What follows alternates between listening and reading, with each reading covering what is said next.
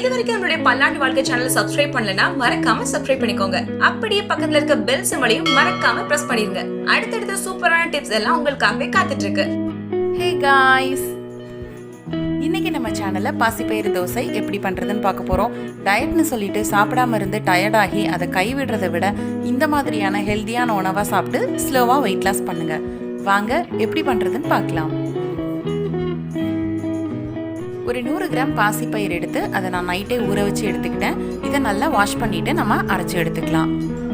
Mixie ஜாரில் போட்டுக்கலாம். போட்டுட்டு ஒரு 2 வத்தல், கொஞ்சமாக உப்பு இதை சேர்த்து நம்ம அரைச்சி எடுத்துக்க போகிறோம்.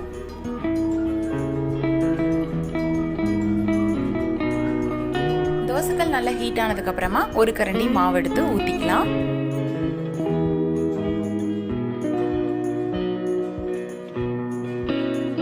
இதுக்கு மேல துருவின கேரட் கொஞ்சம் எடுத்து நல்லா மேல அப்ளை பண்ணிக்கலாம்.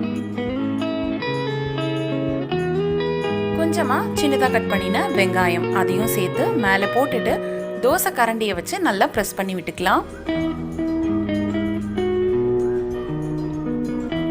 தோசை நல்லா வெந்துருச்சு. இப்படி சைடில் எடுத்து விட்டோம்னா ஒட்டாம இருக்கும்.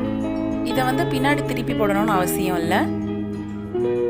இந்த மாதிரி முக்கோண ஷேப்ல இந்த கரண்டியோட முனையை வச்சு போட்டு விட்டுருங்க.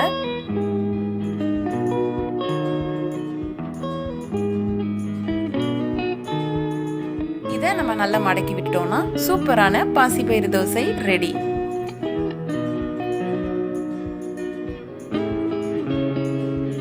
இதுக்கு சைட் டிஷ்ஷே தேவையில்லை. ஏன்னா நம்ம வத்தல், கேரட், வெங்காயம் எல்லாம் போட்டுக்கிறதுனால நல்ல உப்பு வரப்பமா சூப்பராக இருக்கும்.